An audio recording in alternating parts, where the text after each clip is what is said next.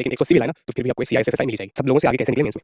तो देखो उन सबसे डिफरेंट प्रैक्टिस करनी होगी। जैसे वो लोग सिर्फ एसएससी के पीवाईक्यूज लगा रहे होंगे जो मेंस में आए हैं, या फिर टेक्स्ट बुक जो प्रिपेयर करके दे रहा है उसको करेंगे। आपको क्या करना है, कुछ वो तो करना ही है, उससे एक्स्ट्रा एफर्ट्स ये करने का आपको। हाय एवरीवन, लेवल 6 यानी सब इंस्पेक्टर की पोस्ट लेने के लिए इससे इजी एग्जाम नहीं हो सकता, और सीपीओ 2025 सबसे सबसे इजीएस्ट एग्जाम है इस साल के लिए। क्यों?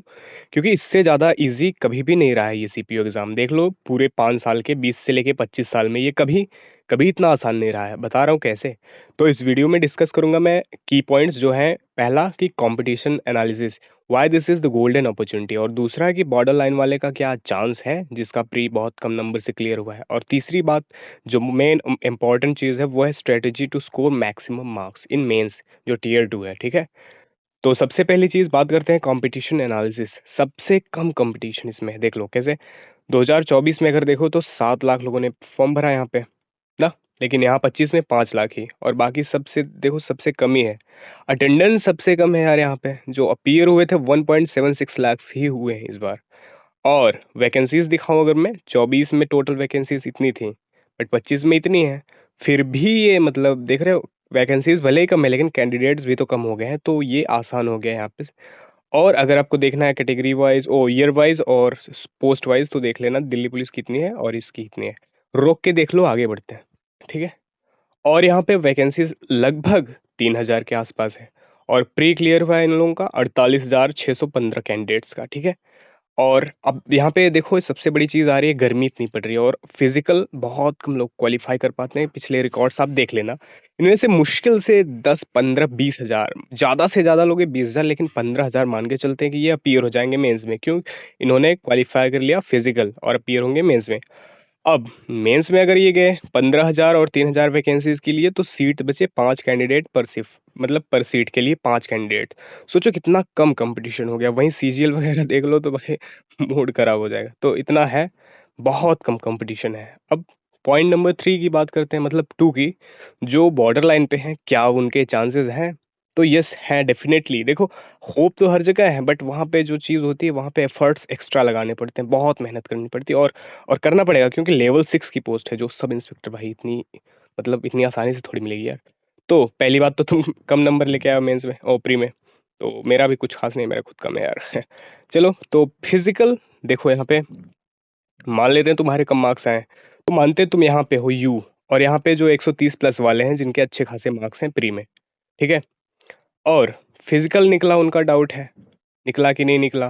मेंस देने गए 160 ही ला पाए, तो जैसे आप 116 इधर ला रहे थे, एकदम बॉर्डर पे 116 ला रहे थे, लेकिन आपने बहुत मेहनत की, मेंस के लिए फुल मेहनत किया, फिजिकल तो निकालना ही था, और बहुत ज़्यादा मेहनत करके आप 190 तक लेके आ चुके हैं। मतलब टारगेट किया था स्टडी का 190, लेकिन 180 भी लाए ना, तो फिर भी आपको एक CISF SI मिल ही जाएगी। और इससे भी इससे ज़्यादा तो नहीं नहीं जाएगी कट ऑफ। क्यों? क्योंकि भाई पिछले साल से मतलब कम ही जाएगी इस बार, देख लेना। और कैसे देख लेना यार, देख लेना भाई डाटा पिछली बार का, और क्या। और इस वाले बंदे का क्या है भाई कि इसका फिजिकल निकला कि नहीं निकला। इसके नंबर भले ही अच्छे खासे हो, 150 नंबर हो, लेकिन फिजिकल में ही आउट हो गया, तो यहाँ पे आपको एडवांटेज मिल गया।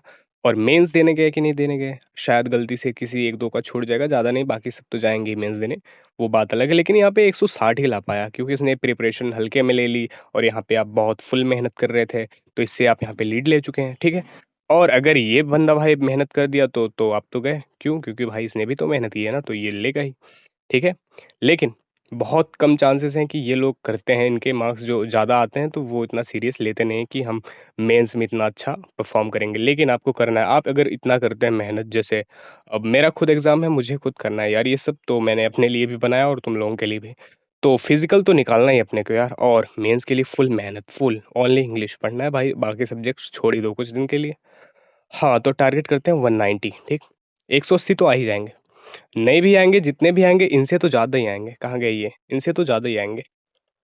Now let's talk about strategy. What should be your approach? और देखो मेंस को अप्रोच करने के लिए सबसे ज़्यादा मेहनत करनी है। दूसरी चीज़, मेहनत से ज़्यादा यहाँ पे एक पैटर्न चेंज है। वहाँ पे आपको चालाकी दिखानी है बाकी लोगों से। तो 30-30 मिनट के 4 सेक्शंस आएँगे। अब पता नहीं कैसे सेक्शंस आएँगे, किसी को नहीं पता, क्योंकि ये पहली बार हुआ है। पहले 200 के मार्क्स के आते थे, और 2 घंटे में आराम से करो पूरा पेपर। लेकिन अब हो सकता है ये 4 सेक्शंस में, एक में सिर्फ ग्रामर पोर्शन दे दें, एक में वोकैब दे दें, एक में रीडिंग कॉम्प्रिहेंशन दे दें, एक में कुछ और होमोनिम या फिर मिक्स नए पैटर्न कुछ घुसा दें। या फिर ये क्या करें, प्री वाले 5 जो होते हैं ना, प्री के 50 क्वेश्चंस आते थे प्री में, वही 4 गुना कर दें, एक-एक के ऐसे दे दें, कुछ भी हो सकता है। प्रोबेबिलिटी तो आपको हर तरह से तैयार होके जाना है। लेकिन यहाँ पे वेटेज जो होता है वो हमेशा रहा है और अभी भी है। 50% से भी ज़्यादा रीडिंग का वेटेज है यहाँ पे। ये तो इग्नोर करने वाली चीज़ थी, सब करते थे लेकिन अब नहीं करना है। और ग्रामर का तो 20% है, लेकिन इसको भी करना है, लेकिन टाइम उतना ही देना है, कम टाइम देना है, लेकिन देना ज़रूर है, छोड़ना नहीं है। तीसरी चीज़ है वोकैब, जो 30% का वेटेज रखती है। ये भी इम्पोर्टेंट है।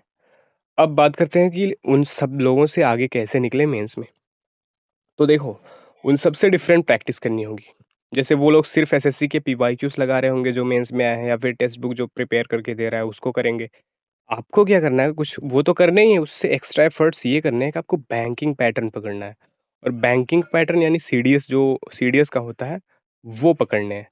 वो जो क्वेश्चंस का तरीका है पूछने का, जैसे एसएससी में क्या होता है कि एक सेंटेंस देगा, उसको 4 पार्ट्स में स्प्लिट कर देगा, बोलेगा कि एरर कौन से पार्ट में है। लेकिन बैंकिंग में ऐसा नहीं है, बैंकिंग में 4 अलग-अलग सेंटेंसेस देगा और पूछेगा कि इनमें से चारों में से कौन से सेंटेंस में एरर है, बाकी 3 एरर फ्री हैं।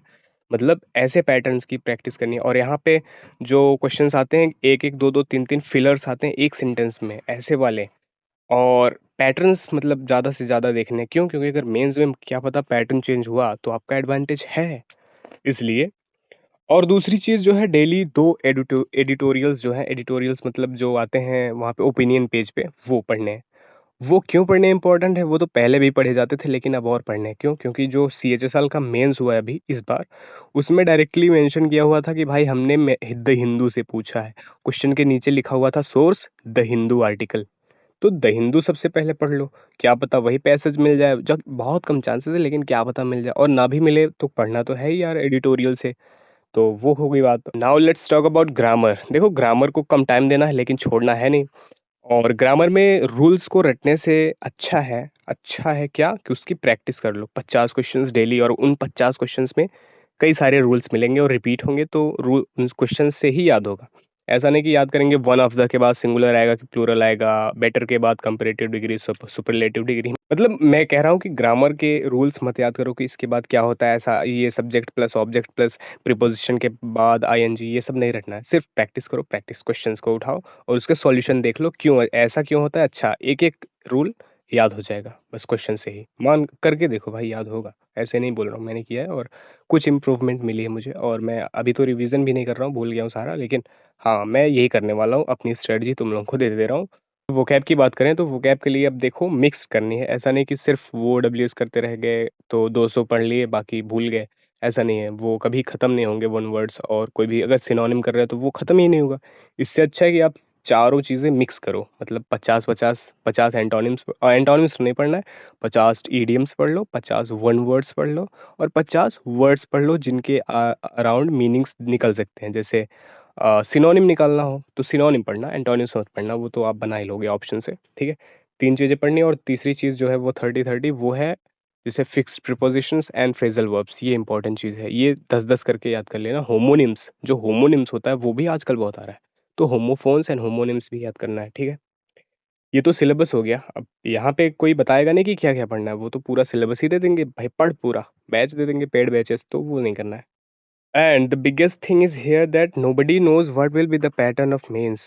So here as a beginner हम एडवांटेज ले सकते हैं। कैसे? एडवांटेज कैसे होगा? जैसे मान लें कोई 2 मेंस दे चुका है पिछली बार, या फिर सीजीएल वाले हैं, उनको तो पैटर्न याद ही है कि क्या पढ़ना है क्या नहीं पढ़ना। टीसीएस वाला मुझे भी याद हो गया था, लेकिन बिगिनर है कोई, फर्स्ट अटेम्प्ट में है, वो अगर करे तो उनके उनके लेवल से या फिर उनसे आगे जा सकता है, वो जो रिपीटर्स हैं उनसे। तो ये सब थी स्ट्रेटजी मेरी, मैंने आपको बता दी, और चलते हैं।